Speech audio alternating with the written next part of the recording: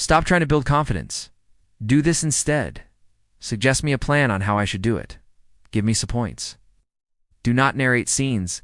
I am only interested in information. You can't grab a shadow. You can't shape it. The shadow only exists because something solid blocks the light. Confidence works the same way. It's what naturally appears when real competence blocks out doubt. But we've been sold the opposite approach. Affirmations, visualization, power poses, fake it till you make it. And here's the thing. These might give you a temporary boost. Research shows affirmations can work through sheer repetition, creating what psychologists call the illusion of truth. You repeat something enough times, your brain starts accepting it. But there's a problem. When you walk into that job interview, that presentation, that difficult conversation, and you actually have to perform, the illusion shatters. Because underneath you know the truth, you haven't actually done this successfully before. You have hope, not proof. And that's when the crash happens. Confidence built on affirmations alone collapses under pressure because there's no actual competence supporting it. You've been trying to manipulate the shadow instead of building the thing that casts it. Think about something you're genuinely confident about right now. Driving, cooking a specific dish, your job after years of doing it. Do you do affirmations before driving to work? Do you visualize success before making breakfast? No, you just do it. Confidence is already there, uninvited. Why? Because you've accumulated a mountain of evidence. You've done it successfully, dozens, hundreds, maybe thousands of times. Doubt doesn't even show up anymore. It's not built confidence, it's earned confidence. And here's what research tells us. Skill improvements predict confidence gains far more reliably than positive thinking alone. When you get measurably better at something, confidence follows automatically. Now the other way around. Think back to learning to drive. You started terrible, nervous, making mistakes, but you kept practicing. And somewhere around repetition 50, maybe 100, your brain quietly accepted. Okay, we actually know how to do this now. You didn't decide to become confident. Competence made the decision for you. So here's the actual approach. Stop trying to feel confident. Start accumulating proof. Pick one thing you want confidence in. Public speaking, social situations, a professional skill, whatever matters to you. Now break it into the smallest possible repetition. It's not the impressive version. The version so small that fear becomes irrelevant. Want confidence in public speaking? Don't visualize TED Talks. Record yourself speaking for 30 seconds today. That's repetition 1. Want confidence socially? Don't imagine being charismatic at parties. Say hello to one stranger today. That's repetition 1. Here's what happens next.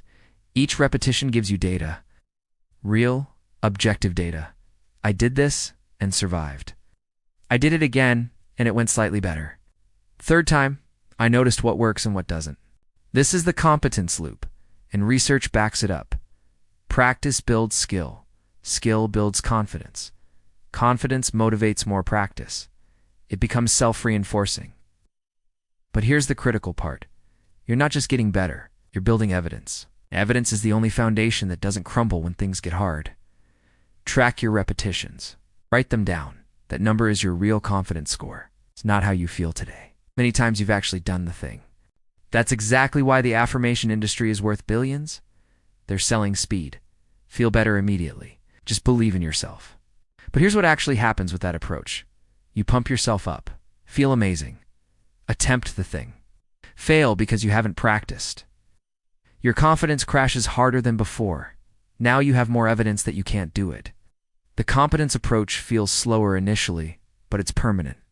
Every repetition adds to your foundation.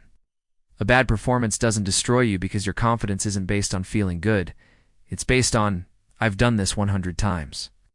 Today was rough, but that's just data. Let me adjust and try again. Failure stops being about your identity and becomes scientific. You're collecting information now, not proving your worth.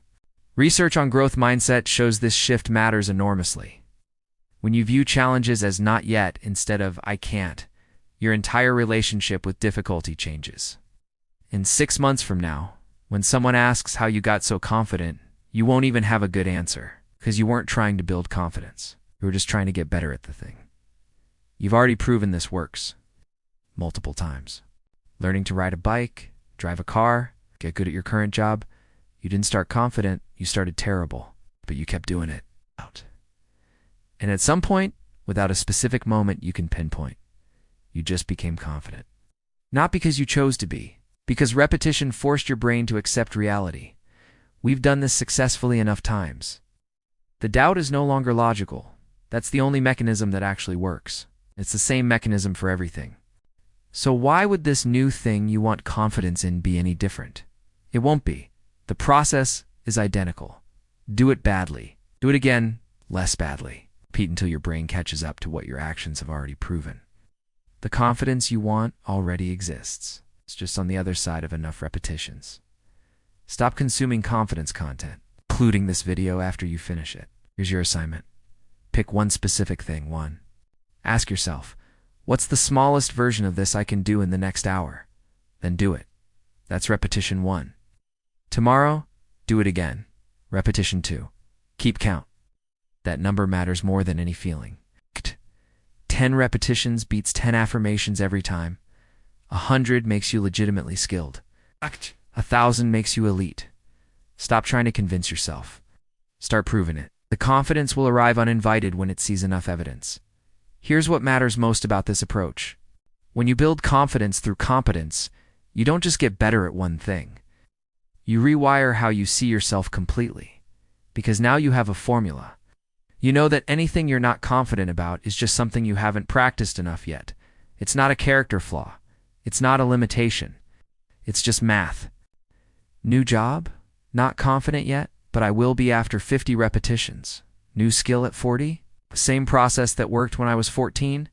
Difficult conversation? Just another thing to practice. Stop fearing new challenges because you've proven to yourself that competence is predictable. Enough repetitions always wins. Meanwhile, people still doing mere affirmations are still stuck. Still hoping, still waiting to feel ready. You're not waiting, you're building. And in 6 months, you won't even remember when the shift happened. You'll just be someone who's good at that thing now. And when people ask your secret, you'll probably shrug and say, I just practiced a lot. Because that's all confidence ever was. Proof you've done it before and can do it again. Stop building confidence. Start counting repetitions.